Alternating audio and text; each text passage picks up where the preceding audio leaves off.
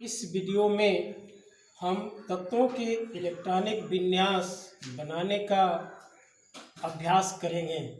Electronic configuration of the element. इसके अतिरिक्त cation anion का इलेक्ट्रॉनिक विन्यास और कुछ ऐसे तत्वों के इलेक्ट्रॉनिक विन्यास जो अपवाऊ नियम से बिलोंग नहीं करते हैं, अपवाऊ नियम के अपवाद कहलाते हैं, उनके इलेक्ट्रॉनिक विन्यास भी सीखेंगे। साथ ही इलेक्ट्रॉनिक विन्यास से क्वांटम संख्याओं के मान ज्ञात करने का भी हम अभ्यास करेंगे। तो सबसे पहले आप पिछले वीडियोस के आधार पर जान चुके हैं कि इलेक्ट्रॉनिक विन्यास बनाने में अपवाऊ नियम, पाउली अपवर्जन नियम और हुन्स के बहुलता का नियम का पालन होता है। पहले सामान्य जिन तत्वों के इलेक्ट्रॉनिक विन्यास अपवाऊ नियम के अनुसार बना सकते हैं उनके विषय में सीखेंगे। जैसे कुछ उदाहरण लेकर के हम प्रस्तुत करेंगे और इससे आप अभ्यास में लेंगे। जैसे sodium atomic number 11, calcium atomic number 20, इसी अनुसार स्कैंडियम 21, यमियन 25 और जर्कोनियम 40 और इसी अनुसार जो सामान्य इलेक्ट्रॉनिक विन्यास है डी ब्लॉक तत्वों में 26, 27, चलिए 36, ये प्रोसिनिस जर्कोनियम 36 क्रिप्टॉन। सबसे पहले सोडियम का अपवाऊ नियम के अनुसार हम जानते हैं कि इलेक्ट्रॉन ऊर्जा के बढ़ते क्रम कक्षकों में प्रवेश पाते हैं और ऊर्जा के बढ़ते क्रम में कक्षकों का जो ऑर्डर है, उपकोषों का जो क्रम है 1s, 2s, 2p, 3s, 3p, 4s, 3d, 4p, 5s, 4d और इस तरह से हम जानते हैं कि s में अधिकतम 2 इलेक्ट्रॉन हो सकते हैं, p में अधिकतम 6 हो सकते हैं और d में अधिकतम 10 और यदि f आता है तो उसमें अधिकतम 14 हो सकते हैं। तो अपवाऊ के अनुसार हम अधिकतम संख्या को ध्यान में रखते हुए हम क्रमशः उपकोषों में इलेक्ट्रॉन भरते जाते हैं। तो सोडियम 11 क्योंकि एटॉमिक नंबर 11 है तो इसके बाहरी कोष में इलेक्ट्रॉन भी 11 होंगे क्योंकि धन आवेश के बराबर इलेक्ट्रॉन होते हैं। तो 11 इलेक्ट्रॉन यानी 2, 2, 4 और 6, 10 और 1 11 यानी 3s1। तो इस तरह से सोडियम का इलेक्ट्रॉनिक विन्यास प्रथम कोष में 2 और द्वितीय कोष में 6, 2, 8 और लास्ट अंतिम कोष में 1 इलेक्ट्रॉन। इसी प्रकार कैल्शियम का 1s, सबसे पहले हम उपकोषों का जो ऑर्डर है उसको नोट कर लेते हैं 2s, 2p, 3s, 3p, 4s, 2, 2, 4, 6, 10, 2, 12, 6, 18 और 20 इलेक्ट्रॉन यानी 2, 20। यहाँ पर प्रथम कोष में 2, 8, 8 और 1। Scandium 1s, 2s, 2p, 3s, 3p, 4s, 3d, 4p, इसके बाद 21 इलेक्ट्रॉन यानी 2, 2 4, 6 10, 2 12, 6 18, 2 20 और 1 21 यानी 3D में 1 इलेक्ट्रॉन उपस्थित होगा। और इस तरह से प्रथम कोष, द्वितीय कोष में 8, तृतीय कोष में 3s2, 3p6 यानी 6 2 8 और 3D में 1 यानी 8 1 9 और 4s2 यानी 4 में 2। इसके बाद Mn का 1s2, 2s2, 2p6, 3s2, 3p6, 4s2, 3d, Mn 25 यानी 2 2 4, 6 10, 2 12, 6 18, 2 20 और 5 25। Mn का 2 8 यहाँ पर तीसरे कोष में p6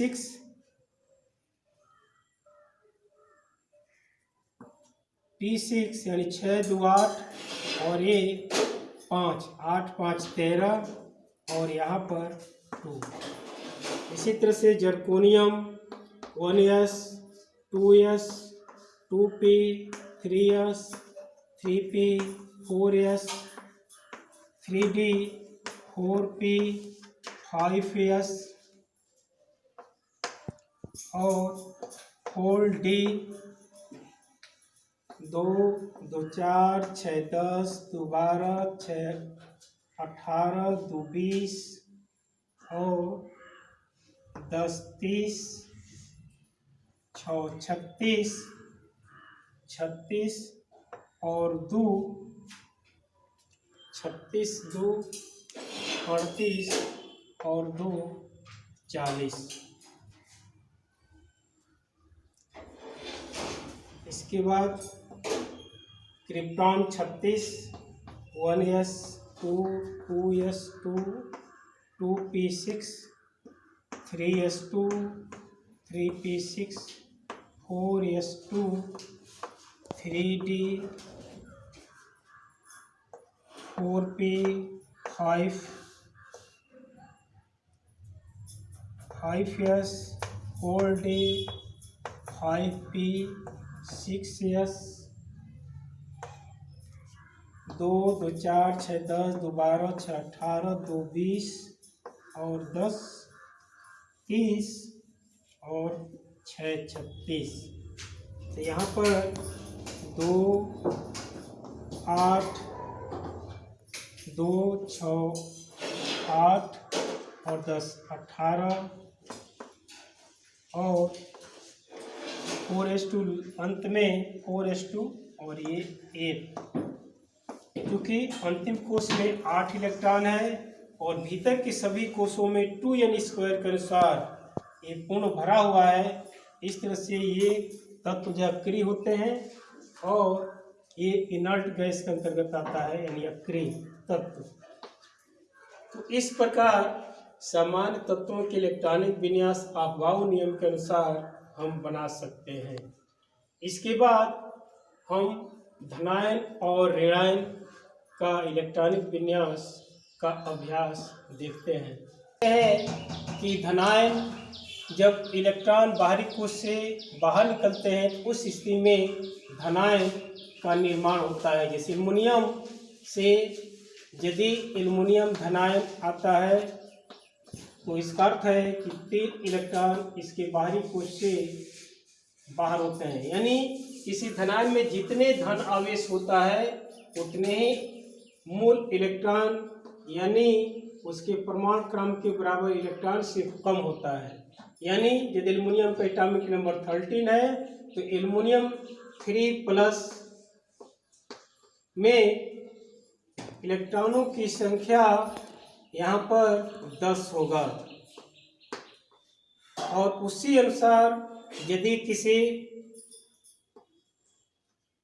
तत्व से इलेक्ट्रॉन जुड़ता है किसी तत्व से, उसके बाहरी कोश में इलेक्ट्रॉन ऐड होता है, तो यहाँ पर एनायन बनता है और एनायन की स्थिति में इलेक्ट्रॉन जुड़ते हैं। अतः यदि परमाणु क्रमांक है तो परमाणु क्रमांक में जितने ऋणावेश होगा उतने इलेक्ट्रॉन जुड़ जाएंगे और इलेक्ट्रॉनिक विन्यास बनाते समय हम बढ़े हुए इलेक्ट्रॉन को संज्ञान में रख करके बनाते हैं। जैसे 17 क्लोरीन का एटॉमिक नंबर है 17 और इसमें एक इलेक्ट्रॉन यदि ऐड हो रहा है और Cl माइनस बन रहा है, इसका अर्थ है कि यहाँ पर 18 इलेक्ट्रॉन इसके बाहरी कोश में होंगे।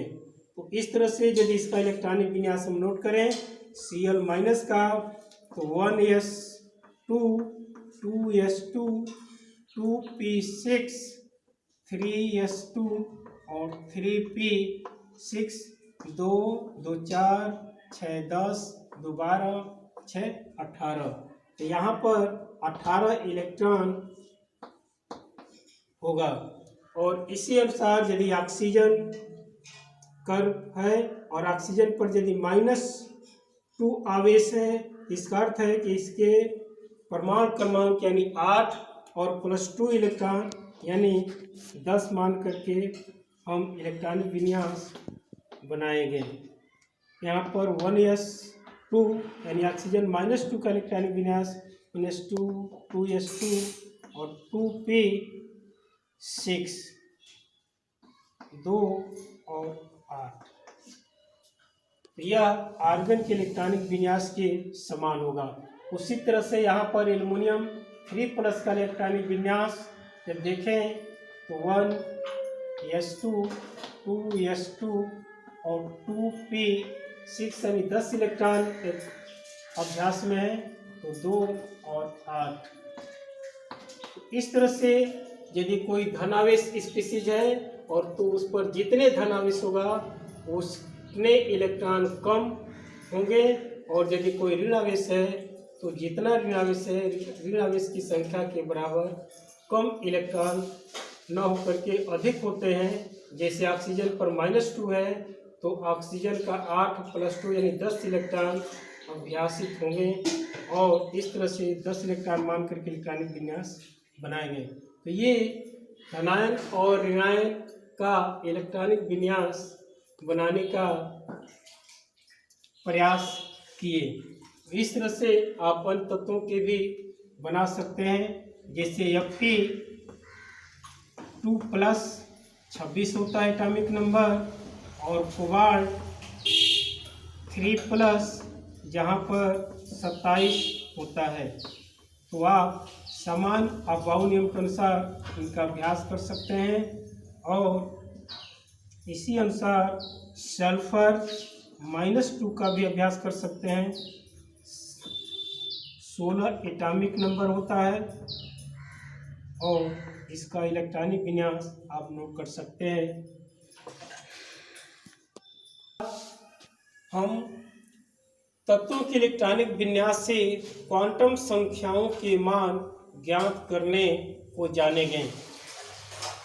यदि किसी तत्व का इलेक्ट्रॉनिक विन्यास नोट करते हैं, जैसे हम लेते हैं मैग्नीशियम 12, तो यहाँ पर 1s2 2s2 2p6 और 3s 2 2 4 6 10 तो 3s2 यानी 2 8 और 2। यदि ये कहा जाए कि 3s के अंतिम इलेक्ट्रॉन का या मैग्नीशियम परमाणु के अंतिम इलेक्ट्रॉन के चारों क्वांटम संख्याओं के मान बताइए, या मैग्नीशियम 12 में बाहर से 5वें इलेक्ट्रॉन का, बाहर से दूसरे इलेक्ट्रॉन का, आइए कहिए कि 10वें इलेक्ट्रॉन का, यदि 10वें इलेक्ट्रॉन के चारों क्वांटम संख्याओं के मान n, l, m के मान और s के मान बताने हैं, और इसी अनुसार अंतिम इलेक्ट्रॉन के लिए n, l, m और s की मान यदि ज्ञात करने हैं तो इसके लिए हम एक सामान्य का उदाहरण ले सकते हैं कि यदि किसी परमाणु का इलेक्ट्रॉनिक विन्यास उपकोष के रूप में दिया हुआ है तो इसे इस रूप में संकेत रूप में प्रतिदर्श के रूप में हम देख सकते हैं।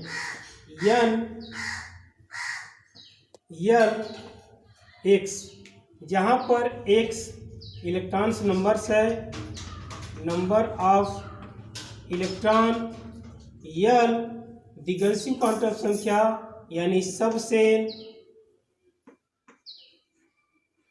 सेल को दर्शाता है, यानी l का मान जो भी होगा, s होगा, p होगा या d होगा, इसके अनुसार s, p, d, f को दर्शाएगा। और n मुख्य क्वांटम संख्या यानी प्रिंसिपल क्वांटम संख्या को दर्शाता है, प्रिंसिपल क्वांटम नंबर।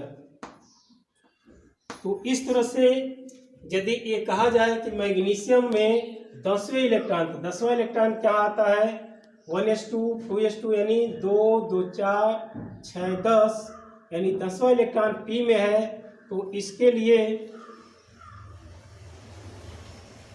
2p में जा रहा है, तो 2p6। हम जानते हैं कि p के लिए l का मान जो है 1 होता है, और क्योंकि ये जो संख्या है इस प्रतिदर्श से यदि हम तुलना करें तो इसका n यानी 2 जो है यह n के मान को दर्शाएगा, यानी मुख्य क्वांटम संख्या 2, और p के लिए l का मान यानी द्विगंशी क्वांटम संख्या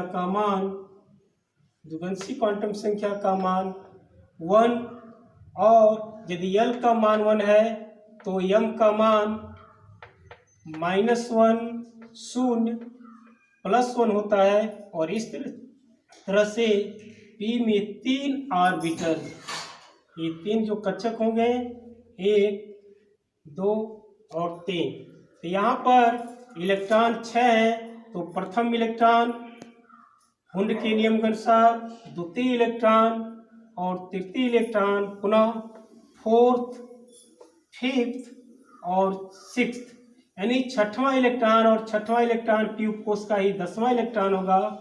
इसलिए 10वें इलेक्ट्रॉन के लिए m का जो मान होगा +1, तो m बराबर +1, और हम जानते हैं कि +1 कक्षक में ये दूसरा इलेक्ट्रॉन है, तो दूसरे इलेक्ट्रॉन के लिए जो s का मान होगा यानी चक्रण, ये ऋणात्मक में ग्रहण करते हैं, इसलिए स्पिन क्वांटम संख्या -12 होगा। तो इस तरह से 10वें इलेक्ट्रॉन मैग्नीशियम का जो चारों क्वांटम संख्याओं के मान होगा, इस प्रतिदर्श के अनुसार n यानी मुख्य क्वांटम संख्या 2, p यानी l का मान 1 के लिए p होता है, तो l का मान द्विगंशी क्वांटम संख्या 1, और m का मान +1 होगा, क्योंकि p में 6 इलेक्ट्रॉन है और 6वां इलेक्ट्रॉन +1 कक्षक में जा रहा है, इसलिए +1, और चूंकि ये दूसरा इलेक्ट्रॉन है तो इसके लिए -12। तो ये चारों क्वांटम संख्याएं 10वें इलेक्ट्रॉन के लिए मैग्नीशियम में होगा। दूसरे यदि मैग्नीशियम में ही अंतिम इलेक्ट्रॉन के लिए यदि ग्रहण करें तो अंतिम इलेक्ट्रॉन 3s में जा रहा है, और यहाँ पर अंतिम इलेक्ट्रॉन 3s2 यानी s का दूसरा, तो इस प्रतिदर्श के अनुसार मुख्य क्वांटम संख्या हो गया 3, और s के लिए l का मान होता है 1 यानी 0 होगा, और यहाँ पर 2 ये एक कक्षक है और एक s कक्षक में अधिकतम 2 इलेक्ट्रॉन हो सकते हैं, तो ये प्रथम इलेक्ट्रॉन के लिए, और अंतिम इलेक्ट्रॉन दूसरा इलेक्ट्रॉन है, इसलिए m का मान भी यहाँ 0 होता है, और s का मान जो है दूसरे इलेक्ट्रॉन के लिए -12। तो यदि l का मान 0 है तो ml या m का मान भी 0 होता है, और एक कक्षक s में और एक कक्षक में 2 इलेक्ट्रॉन, और अंतिम इलेक्ट्रॉन यानी दूसरे इलेक्ट्रॉन के लिए -12 चक्रण का मान होगा। तो ये अंतिम इलेक्ट्रॉन के लिए ये चारों क्वांटम संख्याएं होंगी। इसी प्रकार आप ज्ञात कर सकते हैं कि Cl माइनस में अंतिम इलेक्ट्रॉन या 18वें या अंतिम इलेक्ट्रॉन के लिए चारों क्वांटम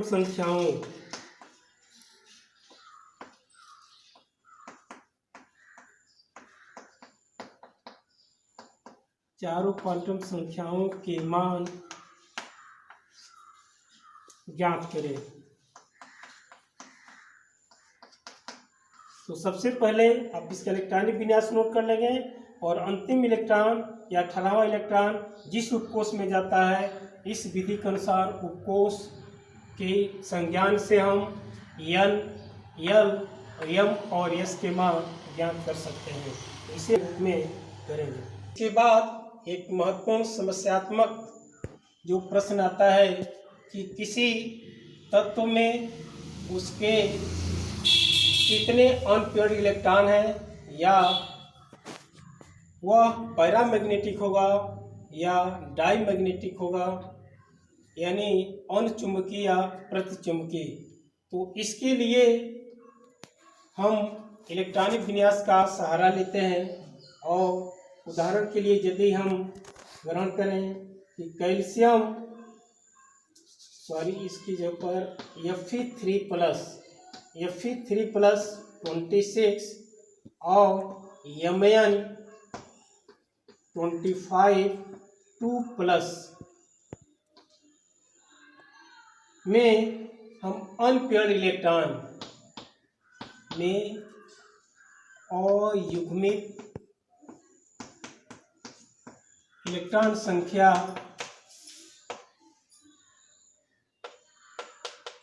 ज्ञात करें। तो यदि इसमें अयुग्मित इलेक्ट्रॉनों की संख्या ज्ञात करनी है और ये भी बताना है कि ये अनचुंबकीय होगा तथा यह अनचुंबकीय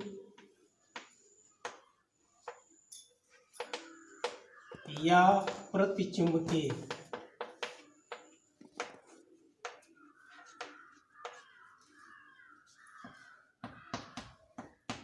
होंगे।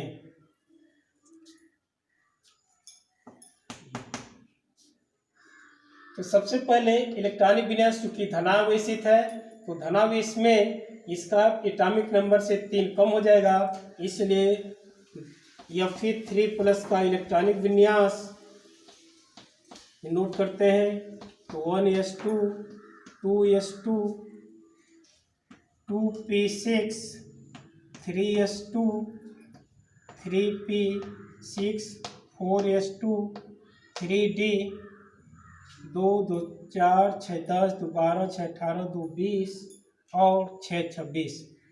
यहाँ पर ध्यान देना है कि जो भी धन आवेश है यानी बाहरी कोश से इलेक्ट्रॉन निकलते हैं, वे बाहरी यानी ये 4s से पहले इलेक्ट्रॉन निकलेगा और उसके बाद से 3d से बाहर होगा। तो इस प्रकार यदि हम इसके विन्यास को देखें तो यहाँ 4s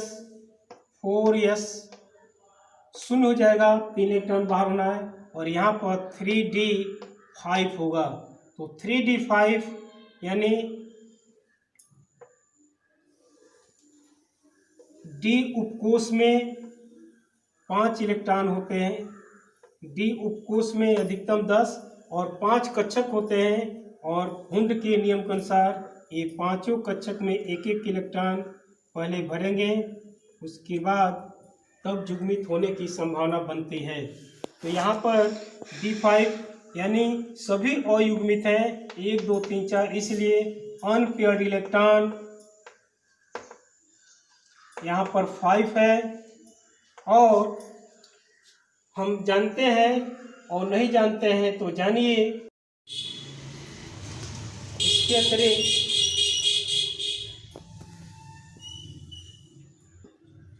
Mn2+25 तो यहाँ पर 23 प्रभावी इलेक्ट्रॉन होंगे। और ठीक इसी अनुसार 1s2, 2s2, 2p6, 3s2, 3p6, 4s2 और 3d, 2, 2, 4, 6, 10, 2, 12, 6, 18, 2, 20 और 5, 25। हमें Mn2+ लेना है, इसलिए 2 इलेक्ट्रॉन बाहर होंगे तो पहले बाहरी कोश यानी 4s से बाहर होंगे तो 4s शून्य हो जाएगा। और 3d5 यानी जो Fe3+ का है वही स्थिति Mn2+ का होगा, यानी ये भी पैरामैग्नेटिक होगा और इसमें भी अयुग्मित इलेक्ट्रॉनों की संख्या 5 होगी। इस प्रकार आप अन्य तत्वों के भी इलेक्ट्रॉनिक विन्यास लिखकर उनमें अयुग्मित इलेक्ट्रॉनों की संख्या की गणना कर सकते।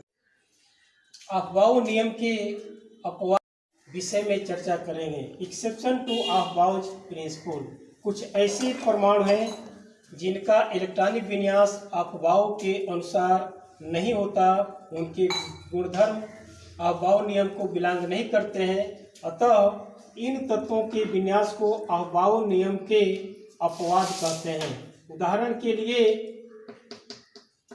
जैसे क्रोमियम 24, कॉपर 29,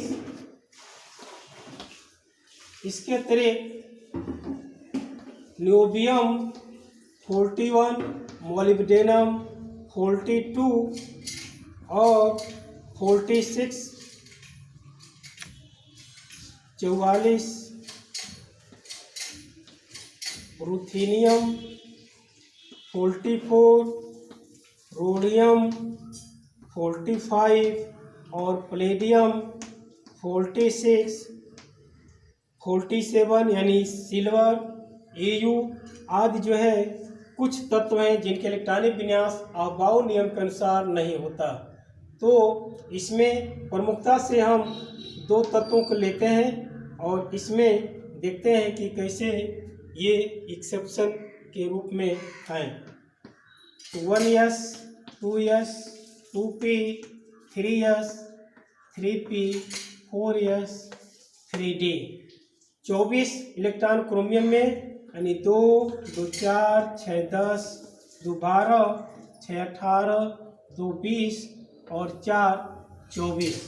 यहाँ पर ध्यान देना है कि यहाँ पर 4 इलेक्ट्रॉन है, जबकि इसमें अधिकतम 10 इलेक्ट्रॉन होते हैं और 5 ऑर्बिटल होने के कारण यानी अर्धपूरित अवस्था में ये 5 इलेक्ट्रॉन 1, 2, 3, 4 इस तरह से यदि 1, 2, 3, 4 यदि 3d में 4 है तो ये 4 इलेक्ट्रॉन इस रूप में है।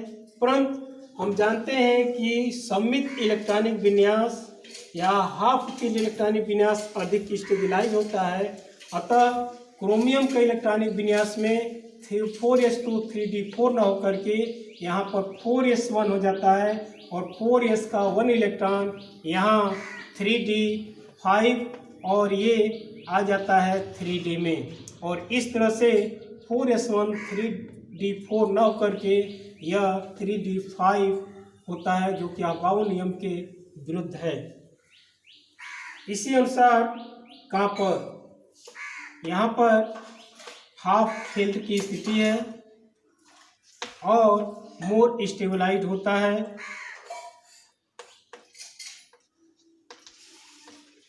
और इसी कारण 4s के इलेक्ट्रॉन डी में आ जाता है। 29 का 1s2, 2s2, 2p6, 3s2, 3p6, 4s2, 3d, चूँकि 29 है तो 2, 2, 4, 6, 10, 2, 12, 6, 18, 2, 20 और 9, 29। हम जानते हैं कि D में 5 कक्षक और प्रत्येक में 2 यानी 10 इलेक्ट्रॉन अधिकतम हो सकते हैं, और इस तरह से ये 9, 1, 2, 3, 4, 5, 6, 7, 8, 1, 9। चूँकि यह फुल फील्ड की स्थिति बन रही है, इसलिए यह 4s का 1 इलेक्ट्रॉन यहाँ पर आ जाता है और यहाँ पर आ जाने के बाद ये 3d9 होकर के 3d10 हो जाता है। तो इस तरह से ये भी अपवाऊ नियम का अपवाद के अंतर्गत होता है, क्योंकि फुल फील्ड कक्षक अधिक स्टेबलाइज होते हैं और इस कारण से कॉपर का इलेक्ट्रॉनिक विन्यास अपवाऊ नियम के अनुसार न होकर के यह उसके अपवाद के रूप में जाना जाता है। शेष इन तत्वों के इलेक्ट्रॉनिक विन्यास आप देखेंगे और उसका बनाने का प्रयास करेंगे और आपके टेक्स्ट में सारणी के रूप में दिया हुआ है जिसे आप अध्ययन करेंगे। शेष आप अभ्यास कार्य यानी दिए गए टेस्ट में अभ्यास को देखेंगे। अगर कोई समस्यात्मक प्रश्न है तो आप मिल सकते हैं या पूछ सकते हैं।